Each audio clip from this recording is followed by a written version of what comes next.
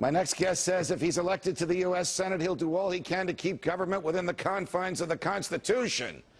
A tall order these days. Rand Paul's candidacy has been driven in large part by the Tea Party movement, and he has vowed to execute those small government principles if elected in November. Rand, welcome back to Freedom Watch. Here's a question that has been running around since your nomination, since Sharon Engel's nomination in Nevada.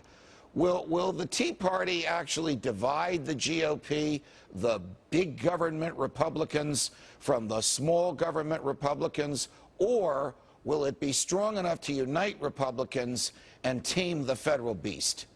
I think the Tea Party movement's incredibly strong and actually draws and pulls the caucus towards us. I think there'll be many people in Washington, particularly after you see incumbent senators like the senator from Utah being defeated.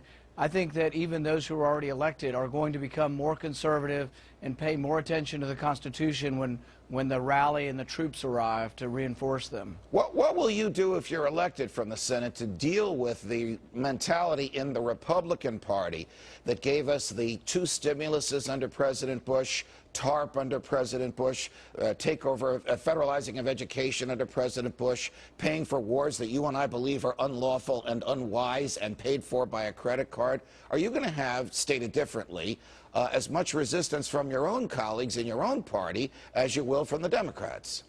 Well, I think you see them already moving in our direction. Since we've won a lot of primaries, you are hearing a lot more people in Washington on both sides of the aisle talking about the debt, talking about spending, talking about it basically being unsustainable. You know, even the chairman of the Federal Reserve now says that the debt is unsustainable. So I think people are moving in our direction, not because they want to necessarily, but because they see the writing on the wall. You know, now Chairman Robert Gates, our head of the defense, is now saying, you know what, we have to look at waste in the military spending as well. So there's more and more people now talking about that you have to look at spending across the board. And if I come, instead of the Republican alternative being $500 billion deficit, I'm going to make the Republican alternative a balanced budget, and we'll have a good time with that debate. Is Afghanistan now President Obama's war, and are Republicans seriously questioning whether it's worth 130,000 troops there to pursue fewer than 100 members of al-Qaeda, according to the president's chief national security advisor?